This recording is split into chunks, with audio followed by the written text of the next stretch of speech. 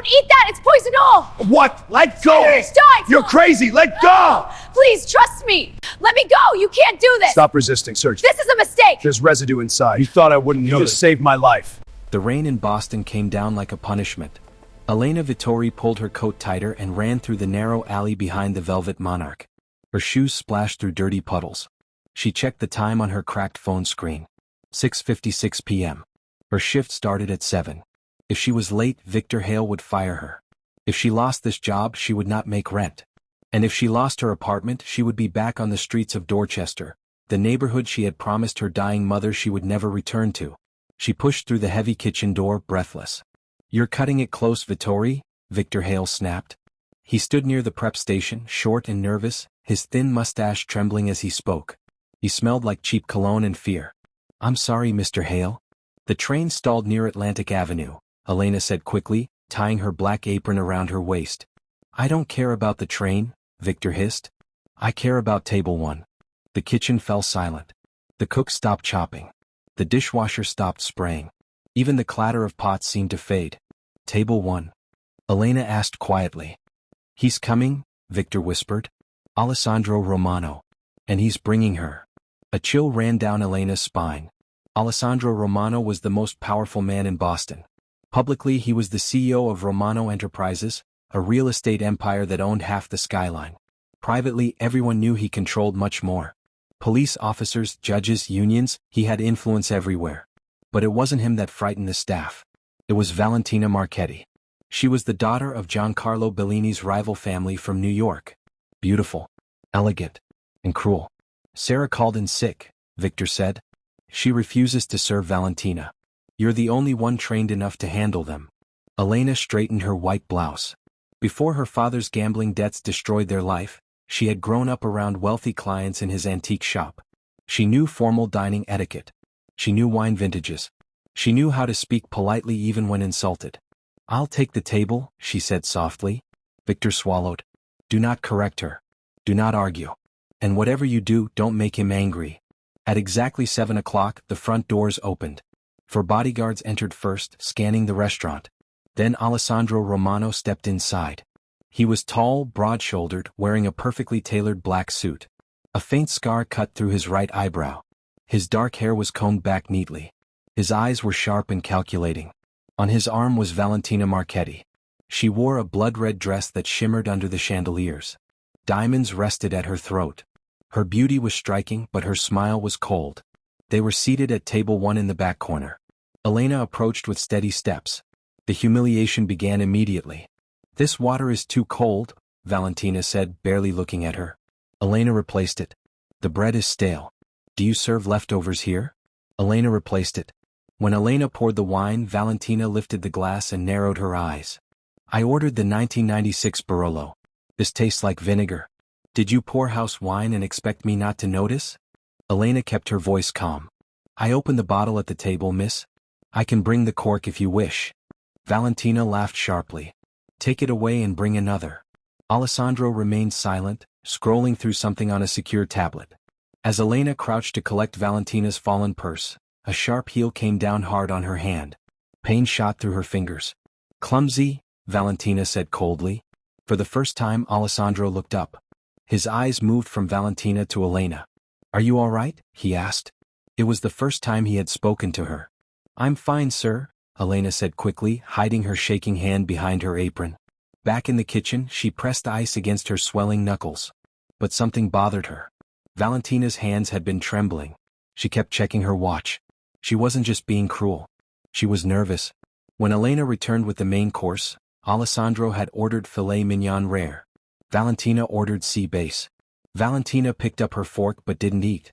Instead, she scratched lightly at the rim of her wine glass with the fork's tines. A quiet scrape. Scrape. Tap. "Eat, darling," Valentina urged Alessandro suddenly. "You must be starving." "I'm not hungry," he replied calmly. "Please," she insisted. "Just one bite." Her voice had an edge now. Urgent. Alessandro cut a piece of steak and lifted the fork. That was when Elena saw it. The Velvet Monarch used high-quality sterling silver flatware. It was polished daily. Perfectly bright. But the fork in Alessandro's hand looked different. Near the base of the tines was a dull gray film. slightly matte. Elena's heart began to race. During the appetizer course, Valentina had not eaten. Her fork had remained untouched. Now Alessandro was using a fork that showed signs of chemical tarnish. She remembered her college chemistry classes at Boston University. Silver reacts quickly to sulfur compounds. Certain poisons could cause instant discoloration. And she remembered something else. Valentina had switched forks. "Stop," Elena said suddenly. The word cut through the restaurant. Alessandro froze mid-bite. Valentina's face twisted with fury. "How dare you? Do not eat that," Elena said, stepping forward. The bodyguard shifted. Alessandro slowly lowered the fork. His eyes locked onto hers. "Explain," he said quietly. Elena pointed at the metal. "Look at the tines. That gray film is not normal tarnish. It's dirty silver," Valentina snapped. "It's chemical reaction," Elena said.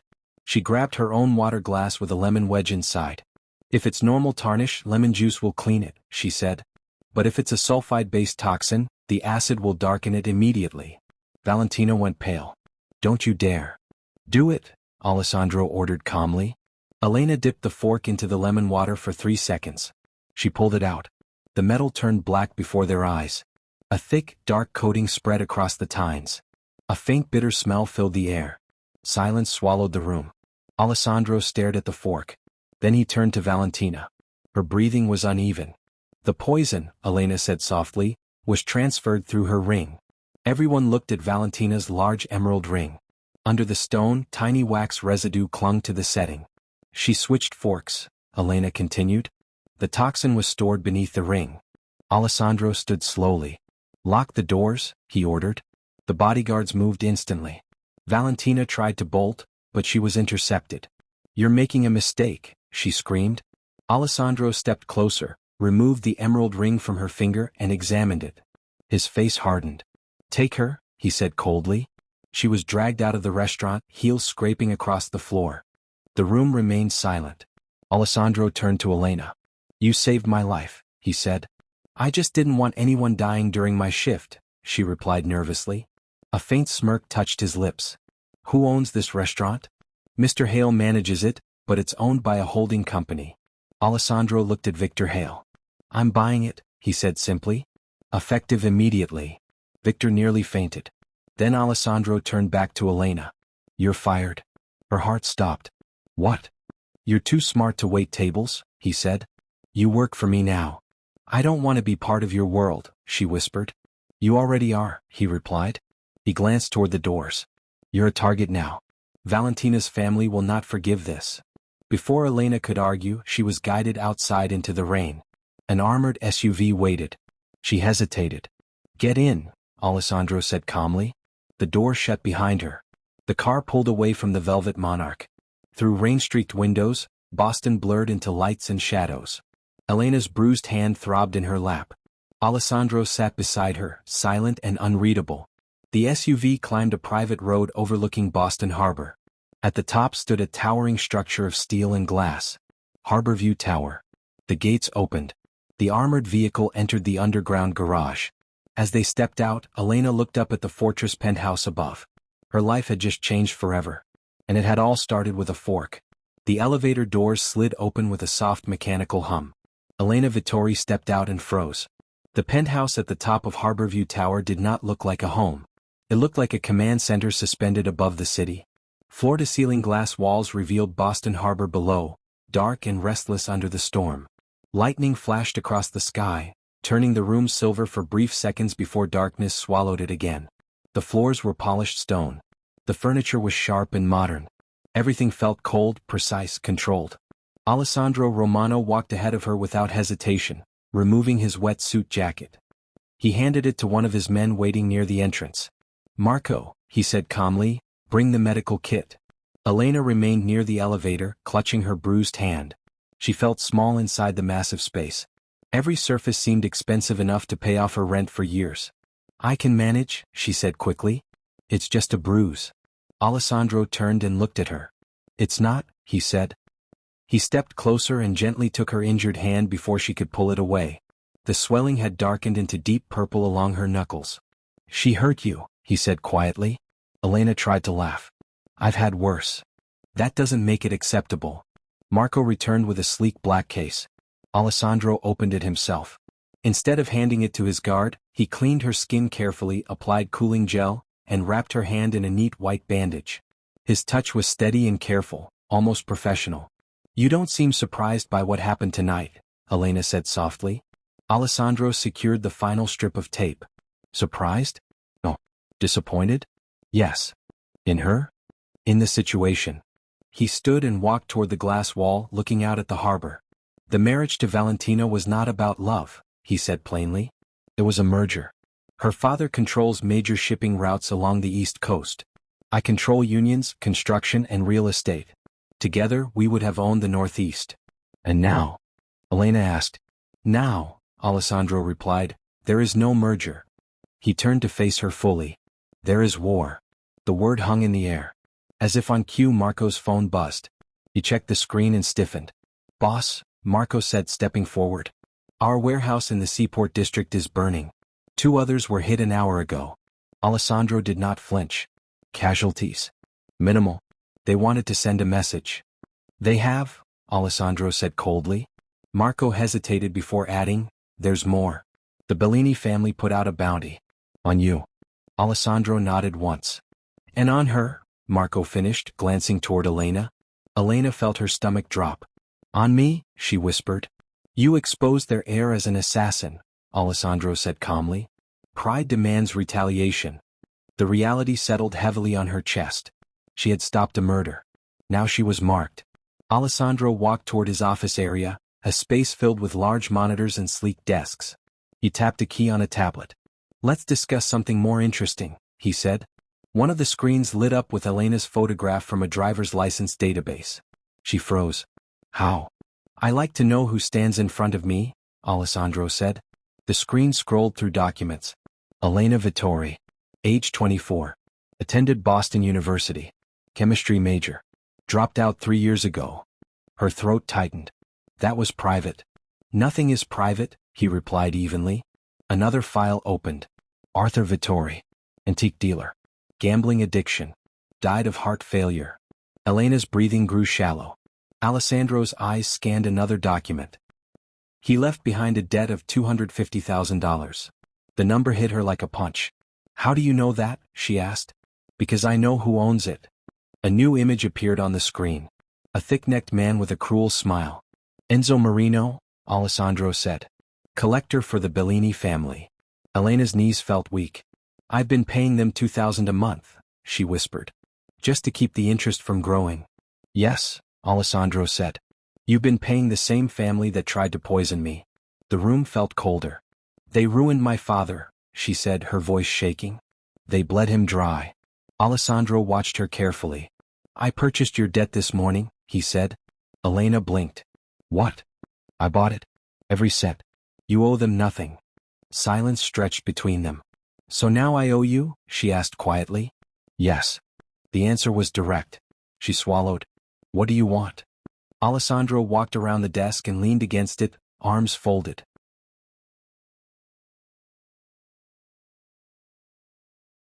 "I want your eyes." "My eyes." "You noticed the fork. You noticed Valentina's nervous behavior. You see details others miss."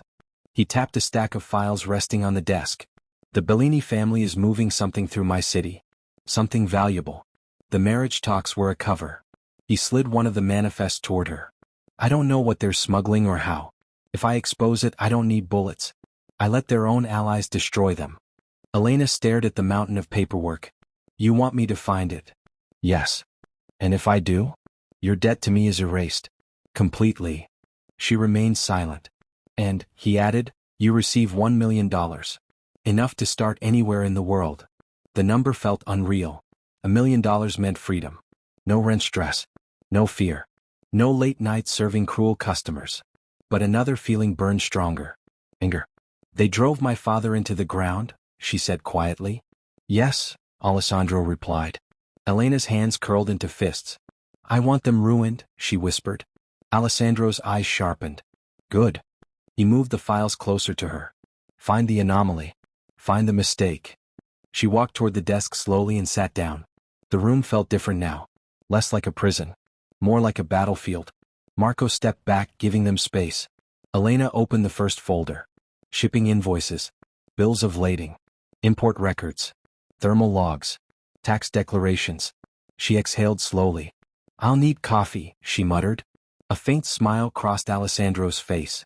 "You'll have it." He walked toward the glass wall again while she began reading. Outside, lightning struck across the harbor. Inside, Elena Vittori turned pages carefully, her eyes scanning numbers, signatures, dates. She ignored the bruised ache in her hand. She ignored the fear of the bounty on her head. She focused on the paper. Somewhere inside these documents was a lie, and she was going to find it. The glass fortress was no longer just Alessandro's stronghold. It was now her laboratory. And the war had officially begun. For the next 72 hours, Harborview Tower stopped feeling like a luxury penthouse and started feeling like a locked room where time did not exist. Elena Vittori barely slept. She lived in Alessandro Romano's office, surrounded by stacks of paper that smelled like ink, salt air, and secrets. Manifests, invoices, port logs, thermal reports, insurance forms, private shipping agreements written in cold legal language that tried to hide the truth under long sentences. Outside, Boston's storm refused to stop. Rain slapped against the glass walls day and night, turning the skyline into a blur of gray and white lights. Inside, Elena moved like she was possessed by a single purpose. Find the lie. She had always been good at patterns. In chemistry, one wrong number in a formula could destroy an entire experiment. One missing minus sign could change everything. Her brain loved the hunt for mistakes. It was the one part of her life that still worked no matter how scared she was. So she worked. At first, she sat at the desk with a pen and highlighter. But the deeper she went, the bigger the problem became. The Bellini network was not simple. It was layered, organized, full of false names and clean-looking paperwork. By the second day, Elena stood up and began using the glass wall itself. She took a dry erase marker from a drawer and started drawing routes on the floor-to-ceiling windows. Arrows from the port to warehouses, lines between shell companies, circles around repeating numbers.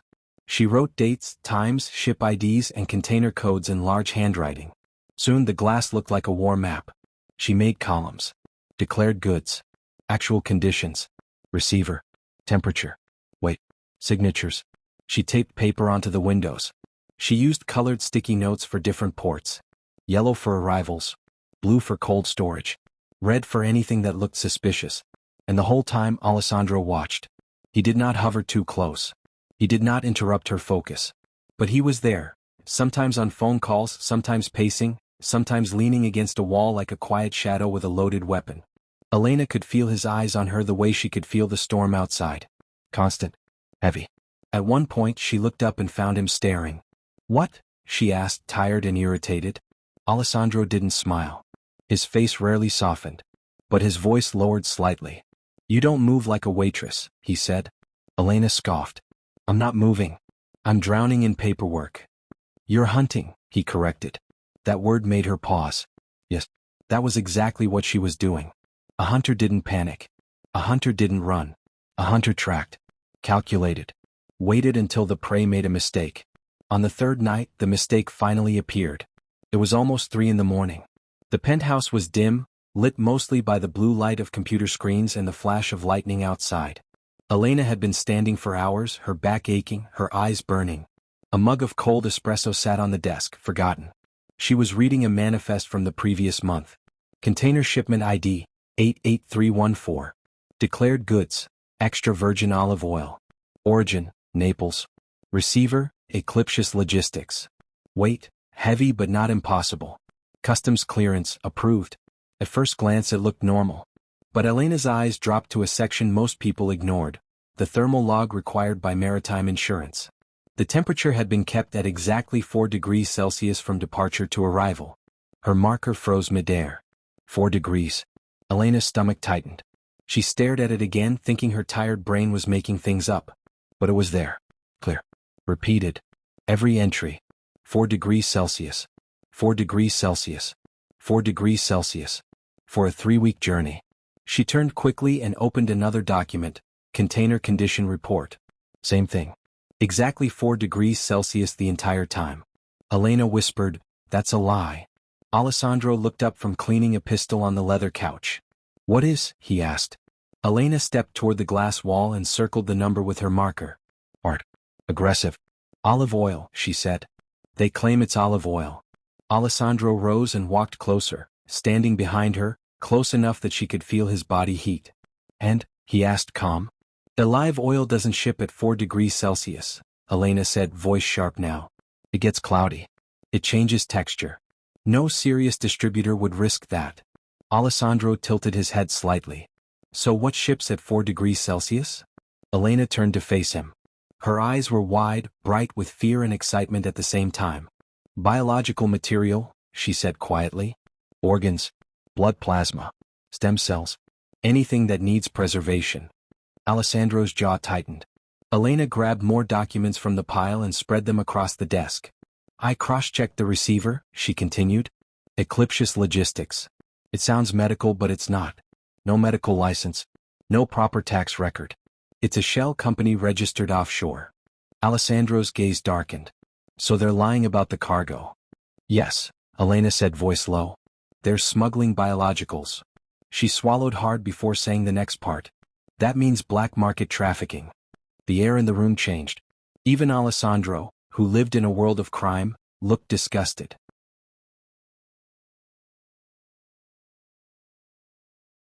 Giancarlo Bellini is old school, Alessandro said. Loans, docks, unions, gambling. He shook his head once. This is worse. Elena nodded. It's not just breaking the law. It's bringing federal heat. It's reckless. Alessandro stared at the papers like they had insulted him personally. Then Elena found something else. It was a customs clearance form stamped and signed. She scanned the signature line and felt cold spread through her chest. She lifted the page slowly. Alessandro, she said. Look at this. He leaned closer. Elena pointed at the signature. Behale.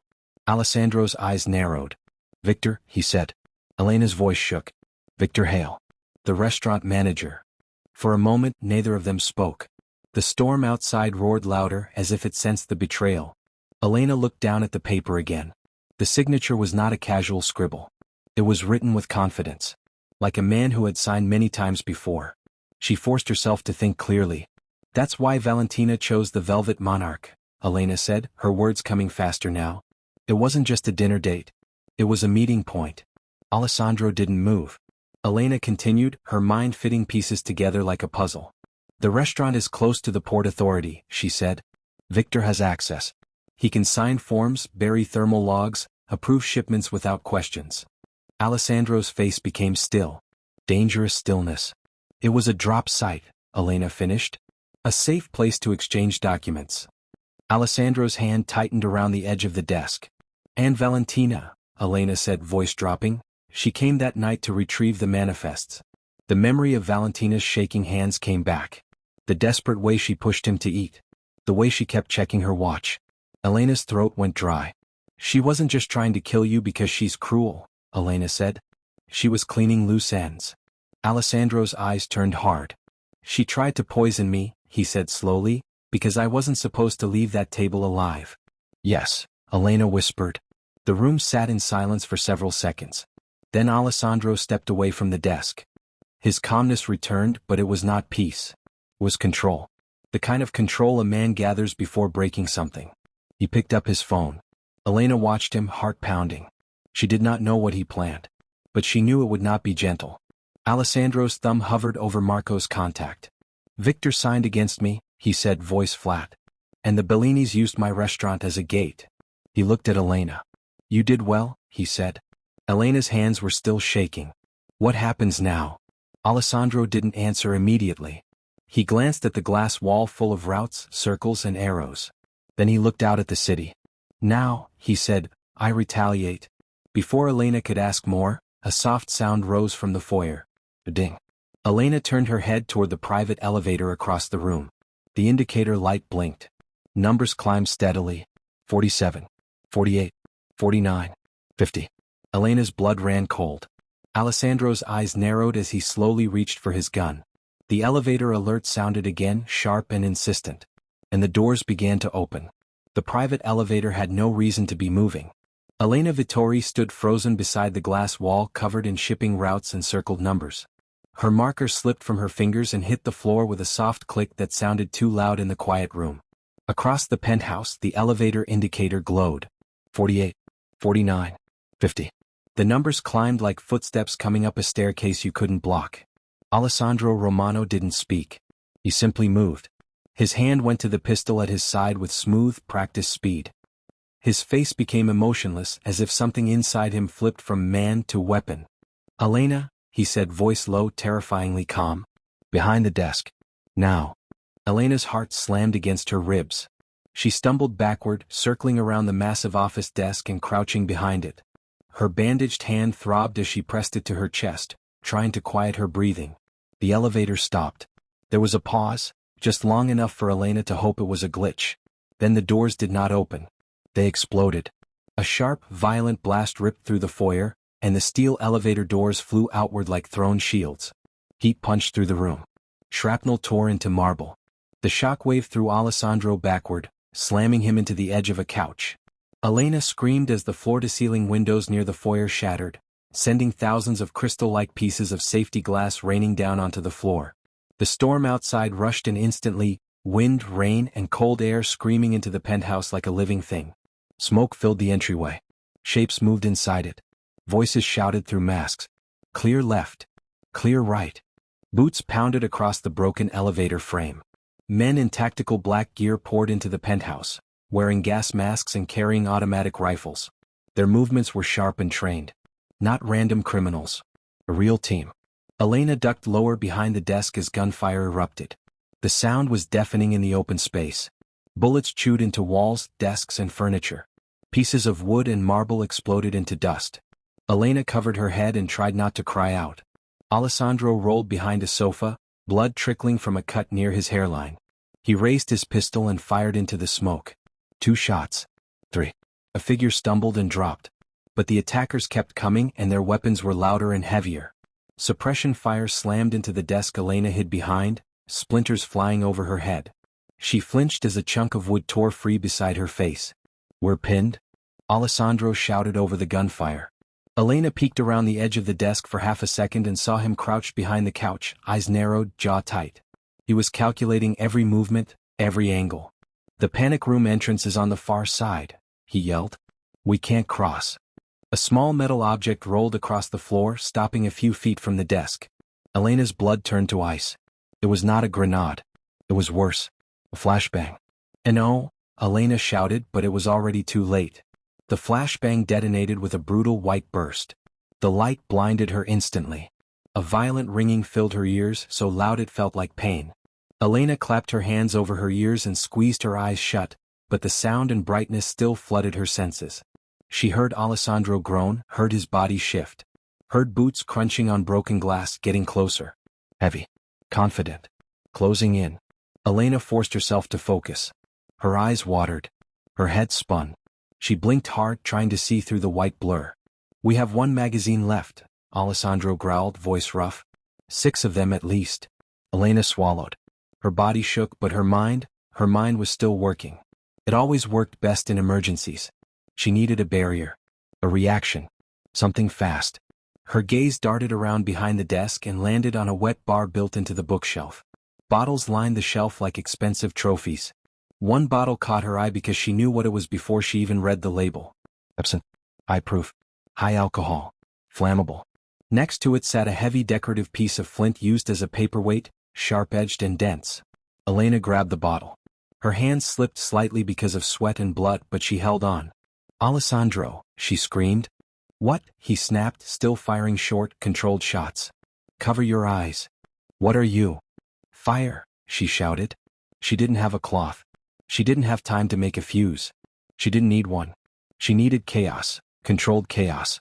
Elena smashed the bottle's neck against the edge of the desk. Glass shattered. Strong liquor splashed out in a wide arc, soaking the carpet and spraying toward the attackers' boots as they moved in. One of them shouted in surprise. Elena didn't stop. She grabbed the flint paperweight with her good hand and hurled it hard into the puddle of alcohol. A spark flashed. Then, whoosh. A wall of flame jumped up instantly, bright blue and orange, licking across the soaked carpet in a roaring line. Heat slammed into Elena's face. One attacker screamed as the fire caught the edge of his tactical vest. The squad stumbled back, formation broken. The sudden barrier gave Alessandro what he needed. Now! Alessandro roared. He rose with brutal speed, firing through the flames like a man who didn't fear hell. Bang! Bang! Bang! 3 shots. 3 bodies dropped with heavy thuds. The rest scattered, coughing, blinded by smoke and fire. Alessandro grabbed Elena's arm and yanked her up from behind the desk. Move, he barked. They ran across the room, slipping on broken glass and wet papers that had been thrown into the air by the blast. Elena's feet nearly slid out from under her, but Alessandro's grip stayed firm. Behind them, the penthouse had become a storm-filled battlefield. Fire roared across the carpet. Smoke rolled along the ceiling.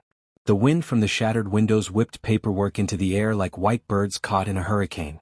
Then the building's fire suppression system kicked in.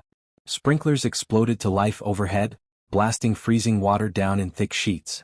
Steam rose as water hit flame. The room turned into a wet, smoky fog. Elena coughed, her throat burning. They reached a heavy steel door near the service corridor. Alessandro punched in a code so fast his fingers blurred. The door unlocked. He shoved it open, pushed Elena through, then slammed it shut behind them and locked it again. Silence fell suddenly, broken only by their breathing and the distant muffled roar of fire alarms. Alessandro leaned against the door and slid down to the floor, chest heaving. Elena stood over him, soaked, shaking, holding a broken piece of glass from the absinthe bottle like a knife. Her hair clung to her face. Small cuts on her arms bled thin lines of red. Alessandro looked up at her. For a second something changed in his eyes. Not fear. Respect. Then he laughed, a sharp dark sound. You set my office on fire, he said hoarsely. I created a barrier, Elena panted. It was the only variable I could control.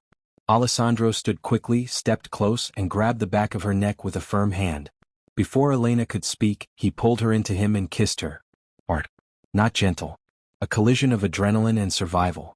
Elena froze for half a heartbeat. Then she kissed him back, gripping his wet shirt with her good hand like she was holding on to something real in the chaos. When he pulled away, his forehead rested lightly against hers. You are absolutely insane, he whispered. Elena swallowed, breath trembling. I learned from the best. A crackle of static broke the moment. It came from a radio on one of the attacker's fallen vests, still faintly transmitting through the locked door. Alessandro's head lifted instantly. He reached down, opened the door a crack just enough to grab the radio, then slammed the door shut again.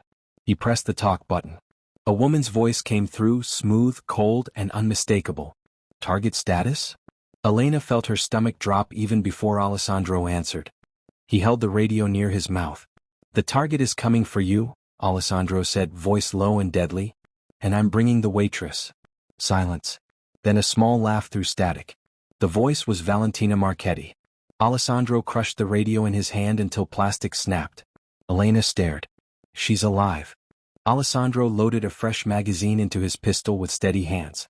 And she's not hiding, he said. Elena wiped water from her eyes. Her mind raced. The docks, she whispered. If she's moving something, she'll be there.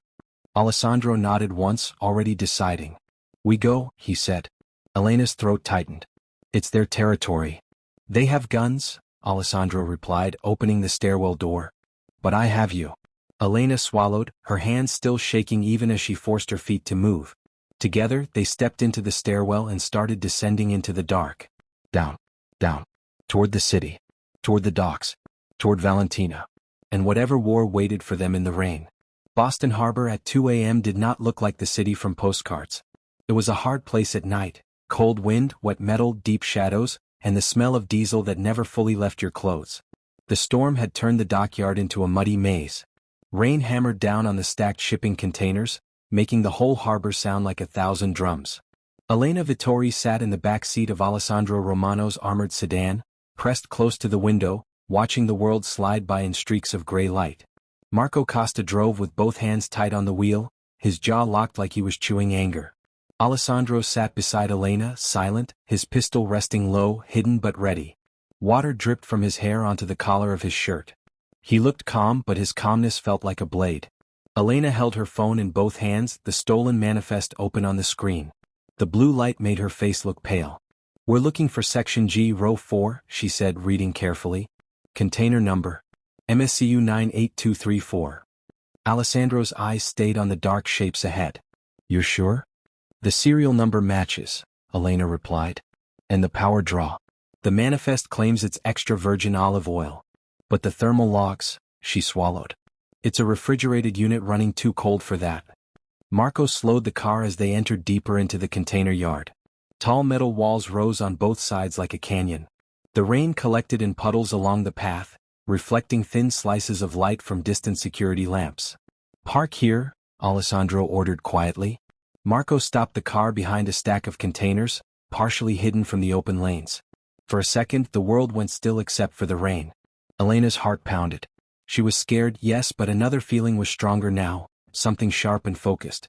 This was the lie she had found. And now she was walking straight into it. Alessandro stepped out first. His shoes hit the wet ground with a soft crunch. He scanned the area like a man who had survived too many ambushes to ever relax. Stay close, he told Elena. Elena nodded and stepped out into the rain. The cold bit into her skin immediately. Her bandaged hand throbbed, but she ignored it.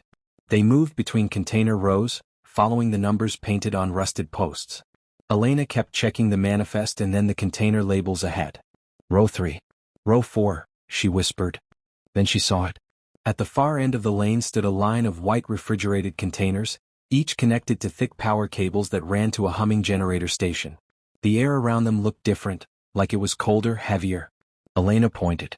That one. Alessandro followed her finger. The container at the end had the serial number stenciled on the door. MSCU 98234. There, Elena said again, like she needed to convince herself it was real. Alessandro walked toward it slowly, his body angled in a defensive way. Marco stayed a few steps behind, scanning the opposite side. The container doors were locked with a digital padlock system mounted to the center bar. A small camera lens sat above it. A thin metal vent ran along the side, too clean, too advanced for normal shipping. Alessandro leaned in, reading the brand label on the lock. Elena, he said, voice tight. This isn't a standard lock. Elena stepped closer and examined it quickly. It's biometric, she said. Fingerprint or retinal scan. She ran her eyes over the edges and spotted a small sensor unit near the base. And that's not just security, she added. That's a chemical sniffer. Alessandro's gaze sharpened. Meaning?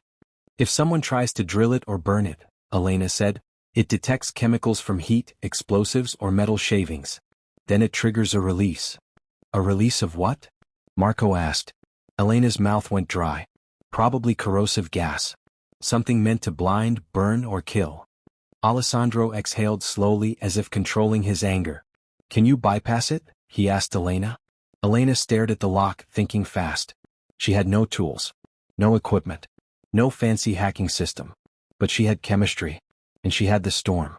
Her eyes moved along the side of the refrigerated unit and found a small drainage valve near the bottom, part of the cooling system. A faint frost ringed the metal around it. Elena crouched. Give me your knife. Alessandro didn't question her.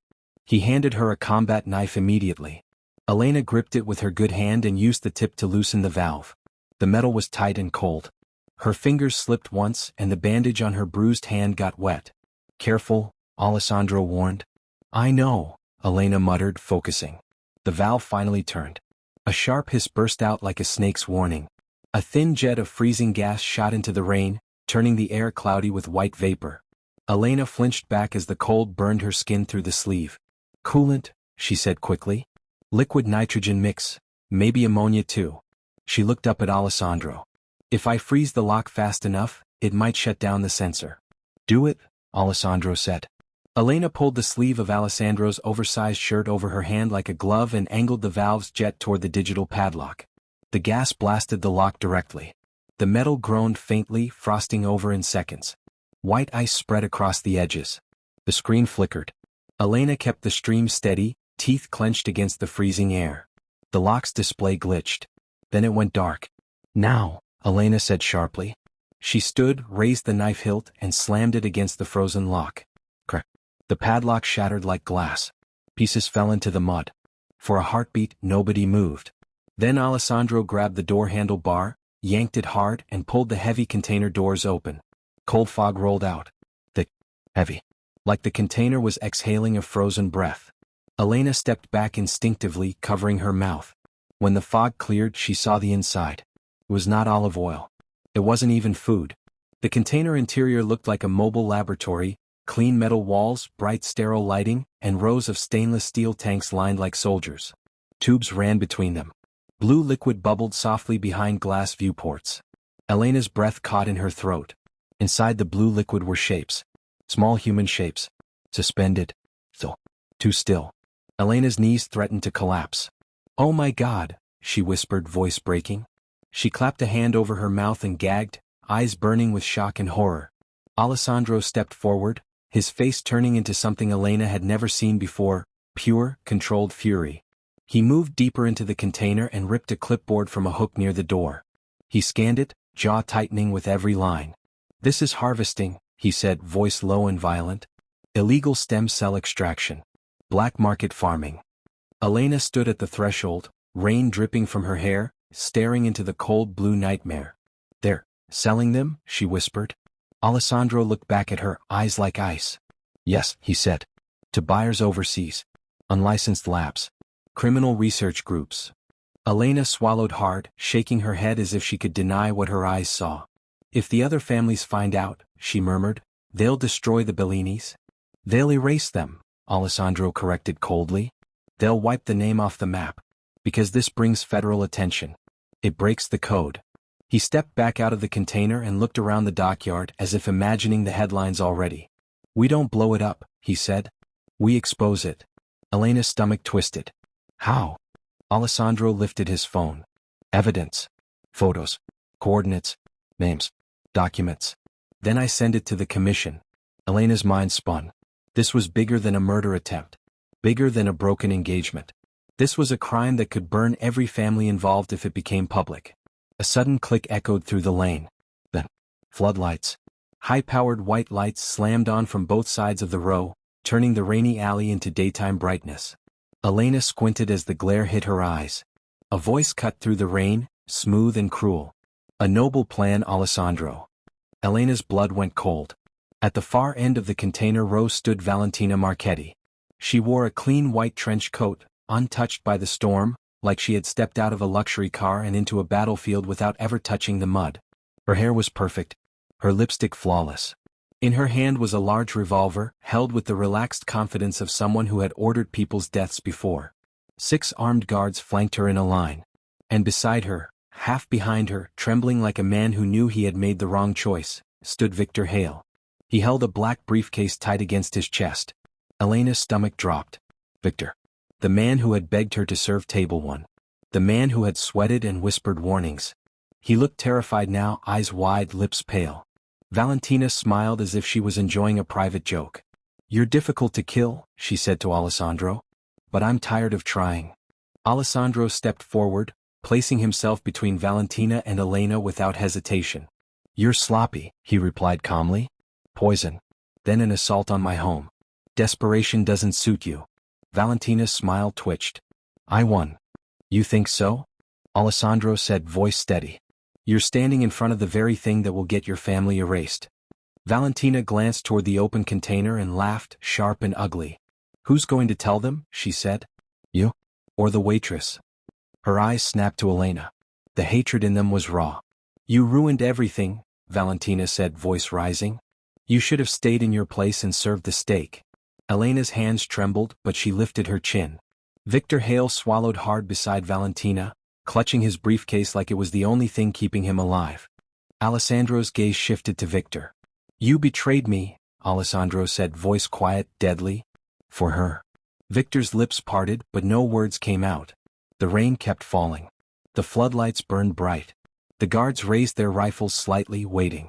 Valentina's revolver tilted just a little higher. The standoff locked into place like a trap closing. And Elena could feel it, like the air itself was holding its breath. Because the next sound would not be thunder. It would be gunfire. The first gunshot cracked through the dockyard like lightning. It wasn't thunder this time. It was Valentina Marchetti. Her revolver flashed, and the bullet slammed into the metal container behind Alessandro Romano, throwing sparks into the rain. The sound echoed between the rows of steel like a scream trapped in a tunnel. Alessandro moved instantly. He shoved Elena Vittori sideways, forcing her behind a stack of pallets, and drew his pistol in the same motion. His face was calm, but his eyes were sharp as blades. "Down," he barked.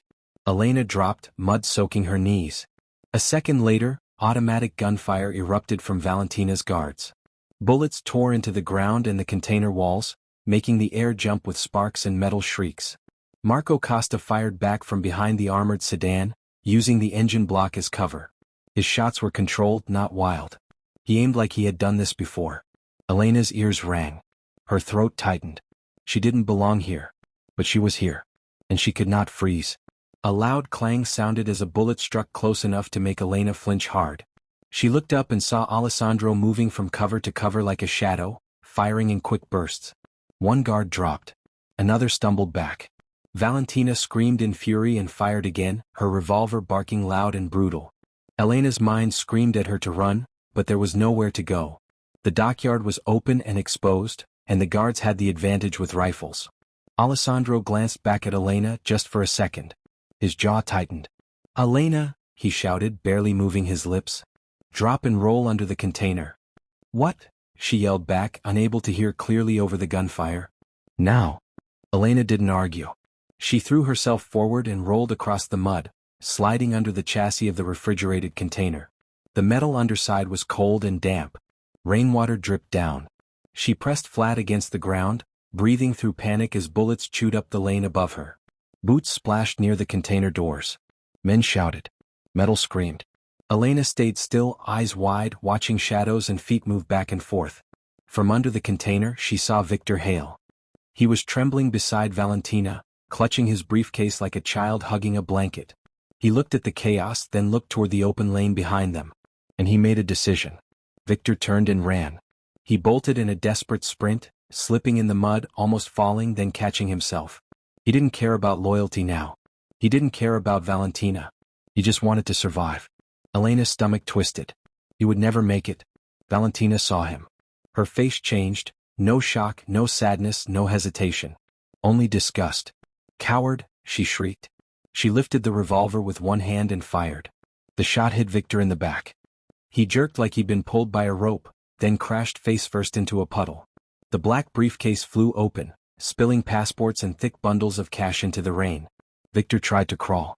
Valentina fired again. Victor went still. Elena pressed a hand over her mouth, choking back a sound. Her eyes burned with horror. The man was dead like he meant nothing. And Valentina didn't even blink. Above Elena, the gunfight continued. Alessandro fired, then shifted position again, but he was being pinned down by the remaining guards. The lane was narrow. Their rifles controlled the space. Elena's heart hammered. Alessandro could die here. Marco could die here. And she would be trapped under a container, waiting for a bullet or a boot to find her. No. Elena forced herself to breathe. Think. Under the container, she saw the coolant lines running along the chassis. Thick hoses connected to the generator unit that powered the refrigeration system. The same system she had used to freeze the lock. She remembered the hiss of the gas. The smell. The cold. Ammonia. Ammonia could burn your lungs. Could kill. And under certain conditions, mixed with air and heat, it could also ignite violently. Elena's eyes snapped to the generator unit nearby. It was humming loud, wet from rain, sparking slightly where water hit exposed wiring. Hot metal. Electric sparks. Fuel and power. A perfect trigger. Elena's breath caught. She had no gun. But she had a reaction. She crawled through mud beneath the container, inch by inch, toward the generator. The ground was cold and thick. Her hands sank into it. Her bandaged knuckles scraped against gravel. She reached the edge of the generator base, close enough to see the thick rubber coolant hose feeding into it. Reinforced. Heavy. She tried to pull it loose. It didn't move. She clenched her teeth. She needed something sharp. Elena's eyes scanned the mud and found it, half hidden near the container wheel. Alessandro's combat knife. It had fallen earlier when she rolled under the container. Elena slithered toward it and grabbed the handle. The metal was slick with rain. She crawled back to the generator, heart pounding so hard she thought it would give her away. Then she did something she never thought she would do. She made herself loud. "Hey!" Elena screamed, voice cracking. "Princess!" The gunfire hesitated for a fraction of a second. Valentina's head snapped toward the sound. Her guards shifted, confused, trying to locate Elena's voice in the maze of containers. Elena didn't wait. She jammed the knife hard into the coolant line near the generator's sparking engine block. The rubber split. A violent jet of pressurized gas exploded out with a loud hiss, spraying ammonia and freezing coolant in a thick white blast. It hit the hot generator, and the reaction was instant. A massive fireball erupted. Kaboom. The explosion slammed through the lane like a giant fist. Heat punched the air. The shock wave lifted the container slightly off the ground with a deep groan of metal. Shrapnel and debris flew through the rain. Elena curled into a tight ball under the container, arms over her head as the blast roared above her. Her back burned with heat. Mud splattered her face. She tasted smoke. Then everything went quiet except for the crackle of flames and the distant sound of ringing in her ears. Slowly, Elena lifted her head. She crawled out from under the container, coughing hard. The explosion had knocked everyone down. Valentina's remaining guards were sprawled in the mud, groaning, burned, or stunned. One crawled weakly and collapsed. Marco stood, shaking debris off his shoulders, eyes wide. Alessandro rose as well, rain dripping from his hair, his suit ruined, his expression unreadable. Then he looked at Elena. Not angry. Not shocked. Something deeper. Respect. You just destroyed another asset, Alessandro said hoarsely. Elena coughed, wiping mud from her lips. Technically, that one belonged to them. Alessandro's mouth twitched like he almost smiled, but it didn't last. His eyes snapped toward Valentina. She was on the ground near the edge of the dock, her white coat scorched and stained. She tried to crawl toward her dropped revolver. Alessandro walked to her calmly, like death approaching at a slow pace. He kicked the revolver. It slid across wet metal and dropped into the dark harbor water with a splash. Valentina looked up at him, face streaked with soot and hate. Do it, she hissed. Kill me. Alessandro stared down at her with cold indifference. Killing you is too easy, he said. And it's bad for business. He pulled out his phone. In front of Valentina's wide eyes, he took photos of the open container, the lab tanks, the floating human shapes, and then a photo of Valentina lying beside it. Elena's stomach tightened again at the sight, but she forced herself to stand. Alessandro held up the phone. I'm sending this to the commission, he said clearly. They will erase your family. Valentina's face changed. The confidence shattered. No, she whispered, voice breaking. Yes, Alessandro said calmly. You won't be dead, Valentina. You'll be nothing. No name. No money. No allies. No place to hide. Valentina screamed, raw, ugly, desperate. The sound cut through the rain like a wounded animal. In the distance, sirens began to wail. Closer. Approaching the docks. Marco moved quickly to Alessandro's side. Boss, we need to go. Alessandro didn't look away from Valentina until the last moment. Then he turned and walked back to Elena. He extended his hand. Elena stared at it. It was the hand of a violent man, a feared man. But it was also the hand that had bandaged her bruised knuckles and pulled her out of danger. She took it. Their fingers locked. Together, they walked away from the burning lane, leaving the ruined guards, the dead manager, and the screaming woman behind them. Rain swallowed their footsteps. The sirens grew louder, but by then Alessandro and Elena were already disappearing into the dark, slipping back into the shadows of Boston like ghosts. And the war, whatever it would become next, had been decided in fire and ammonia. Morning came to Boston like nothing had happened. The sun rose behind a thin wall of clouds, pale and weak. The harbor looked calm again, pretending the night before had not ended in fire, blood, and screaming. But the city knew. By 8 a.m., every major news station was running the same story on repeat. A wide aerial shot of the Boston harbor docks filled television screens. Blurred images followed, police tape, flashing lights, investigators in raincoats, and a line of refrigerated containers sealed off like a crime scene. The headlines were bold and sickening. Horror at the docks. Illegal biological trafficking ring discovered. Shocking lab container, found in shipping yard. Elena Vittori sat on the edge of a leather chair in Harborview Tower, watching the reports without blinking. Her hair was still damp from the storm. Her hands were scrubbed clean, but she still felt like she could smell smoke and ammonia on her skin. Small cuts on her arms were bandaged. Her bruised knuckles ached with every pulse of her heartbeat. On the screen, reporters spoke in serious tones. Authorities have confirmed. Investigators described the discovery as one of the most disturbing. Federal agencies are now involved. Sources say this could lead to major arrests. Elena swallowed hard as the camera showed officers carrying evidence bags out of the dockyard. She looked away. The images made her stomach twist. Behind her, the penthouse was quiet. Not peaceful, just quiet in the way a storm is quiet right before it breaks again. Alessandro Romano stood by the floor-to-ceiling windows, holding a black cup of espresso. He watched the city like it belonged to him, like he was deciding what to do with it. He looked calm, but Elena had learned that Alessandro's calm was never softness. Was control. The news cut to another headline. Prominent shipping mogul Giancarlo Bellini found dead. Officials call it a heart attack. Elena's breath caught. Giancarlo, she whispered. The anchor continued speaking. Giancarlo Bellini, longtime businessman and owner of several major shipping interests, was found unresponsive in his home early this morning. Emergency responders pronounced him dead at the scene. Authorities say the initial report suggests a heart attack. Elena stared at the screen. A heart attack. It sounded simple. Clean. Almost normal. But Elena knew the world Alessandro lived in did not deal with enemies in normal ways. She turned her head slowly and looked at him. Alessandro took a sip of espresso and didn't react like a man hearing breaking news. He reacted like a man hearing confirmation of something he expected. You did that, Elena said quietly. Alessandro didn't deny it. He didn't confirm it either. He simply set his cup down on a glass table. I sent the evidence, he said calmly. And I made sure the right people saw it. The commission, Elena murmured. Alessandro's eyes remained on the skyline. They have rules, he said. Even monsters need rules to survive. What the Bellinis were doing, it threatened everyone. Elena swallowed again, her throat dry. On the TV, a reporter spoke about Giancarlo Bellini's legacy, about shipping influence, about political connections. The words sounded empty now. Then the next story appeared.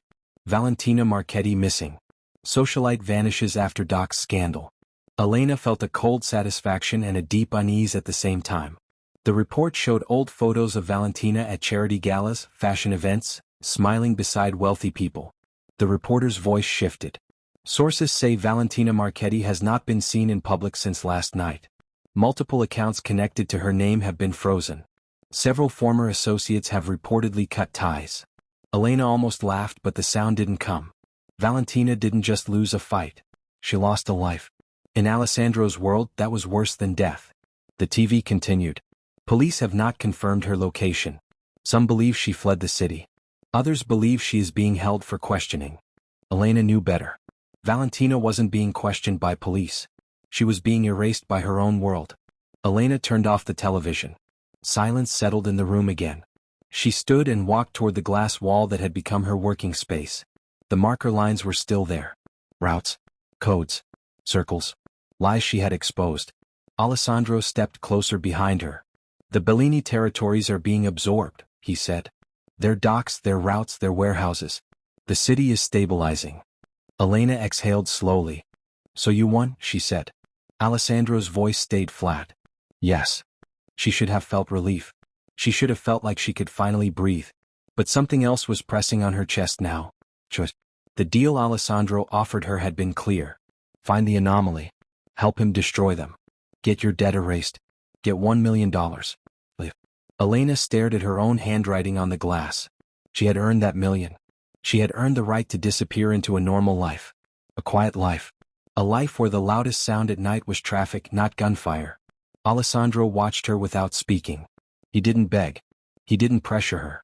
He never needed to. Elena finally turned to him. What if I don't take the money? She asked. Alessandro's eyes narrowed slightly, as if he was measuring the truth behind her question. Then you stay, he said simply. Elena hesitated. And what would I be? Alessandro stepped closer, his voice low.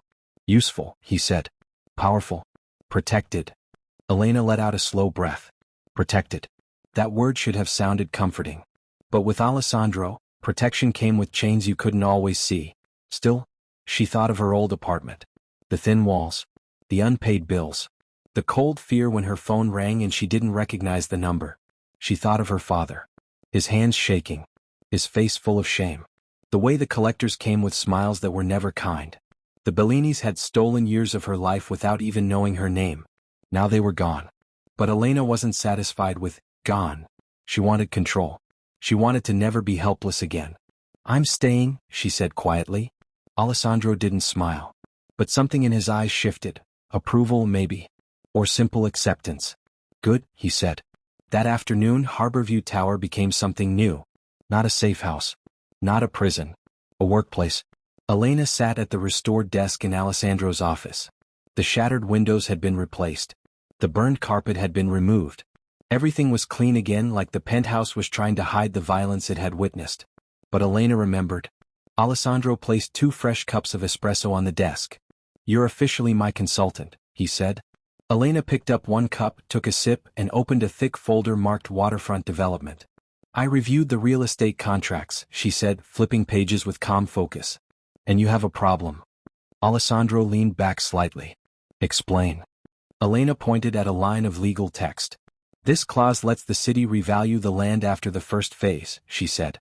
"That means they can raise taxes mid-project. It will cost you millions." Alessandro's gaze sharpened. Elena turned another page. "And here," she continued, "this exemption looks solid, but it expires if the project is registered under a holding company. Your lawyers missed that." Alessandro watched her like he was seeing her again for the first time. "You found all that already?" Elena nodded. "Because people hide crimes and mistakes in paperwork. Same habit. Different world." Alessandro's mouth twitched into the smallest smile. "You're earning your keep," he said. Elena set her cup down and looked up at him. "They still fear you," she said. Alessandro's eyes softened just slightly. "The city fears me." "Good," Elena replied, her voice calm and firm. "Let them fear the king." She leaned forward, her gaze sharp now, not intimidated. "As long as the king respects the woman holding the fork." Alessandro didn't speak for a moment. Then he nodded once. And Elena understood something important. She wasn't a waitress in his world anymore. She was a force. Boston adjusted quickly. Cities always do. Within weeks, the dock explosion faded into background noise. The headlines shifted to elections, sports wins, and celebrity scandals. The burned container was removed. The police tape came down. The harbor returned to routine. But the power inside the city had shifted. And everyone who mattered knew it. Harborview Tower no longer felt like a fortress under siege. It felt like a command center in perfect order.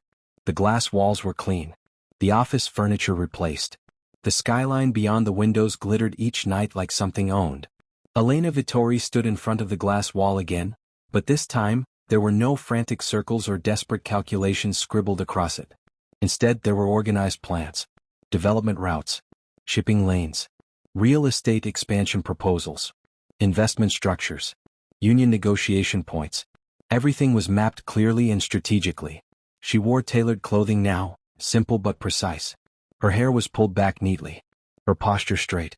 The bruises on her knuckles had faded, but she could still feel the memory of them. Alessandro Romano entered the office quietly and stopped a few steps behind her. He didn't interrupt. He observed. Elena had been working for hours, reviewing contracts, cross-checking financial structures, and reorganizing expansion plans for the newly absorbed territories. She moved with calm authority, not rushing, not second-guessing herself. The men who once reported only to Alessandro now sent their documents to her first. And she sent them back marked with corrections. Your shipping tax estimates are off by 3%. This contract clause opens you to audit risk. Restructure this holding company under a different legal entity. She did not raise her voice. She did not threaten. She did not need to. Her intelligence had become its own weapon. Alessandro finally spoke. They listened to you. Elena didn't turn around immediately. They should, she replied evenly. I save them money. A small silence followed. Then Alessandro stepped closer, stopping at her side. They don't just listen because of that, he said. They listen because they know what you did. Elena turned to face him. You mean the docks? She asked. Yes. He studied her expression carefully. You walked into a war with nothing but your mind, he continued. And you survived. Elena held his gaze. I didn't survive, she corrected quietly. We survived. That mattered to her. This wasn't about becoming ruthless. It was about balance. Alessandro nodded slightly, accepting the correction. Outside the glass, the city stretched wide and bright. Traffic moved like streams of light. Boats crossed the harbor peacefully, unaware of the quiet power reshaping the structures above them.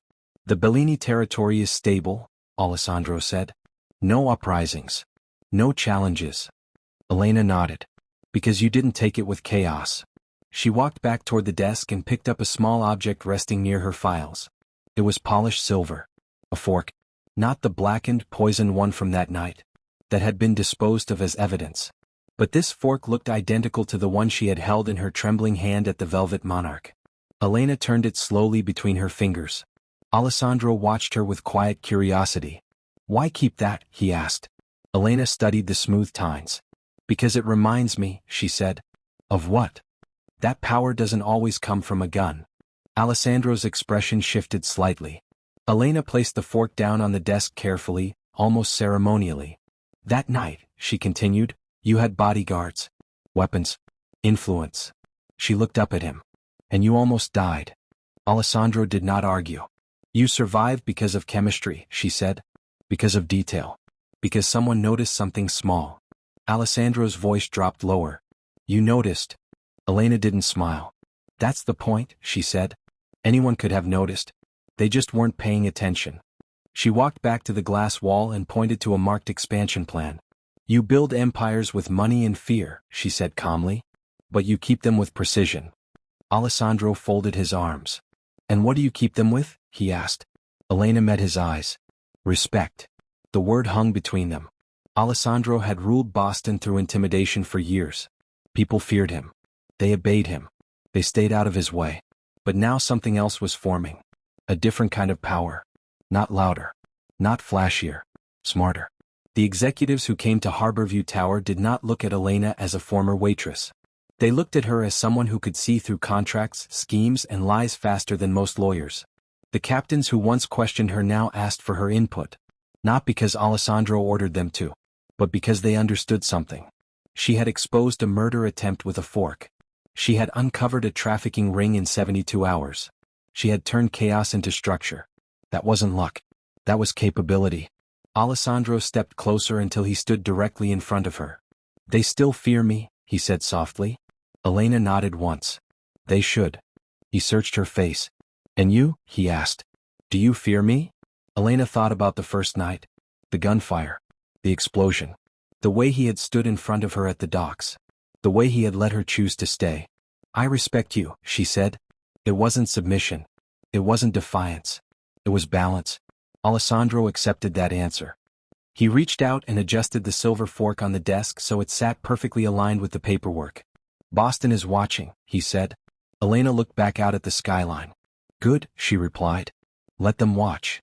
She walked to the window and rested her hand lightly against the cool glass. "Let them fear the king," she said. Her reflection looked different now. Stronger. Sharper. Controlled. Then she added, her voice steady and certain. "As long as they respect the woman holding the fork." The city lights flickered below like stars fallen to earth. Elena Vittori had once rushed through rain in a stained apron, terrified of being late to work. She had once counted coins to pay rent and endured insults for tips. Now she stood above the harbor as the strategist behind a growing empire. Not because she was ruthless. Not because she was born into power. But because she noticed what others ignored. Because she thought before she reacted. Because she chose intelligence over violence. And that was more dangerous than any weapon. The waitress had become a power broker. Not by shedding who she was, but by sharpening it. And in Boston that made her something new. Not just the woman beside the king, but the mind that helped him rule. The fork had never been just silver. It had been a warning. And now it was a symbol. In a city built on steel and fear, it proved one thing clearly. The most lethal weapon in the room is often the smallest one. And sometimes, the future of an empire begins with someone brave enough to say, "Stop." Thanks for watching. Don't forget to like, share and subscribe for more interesting stories.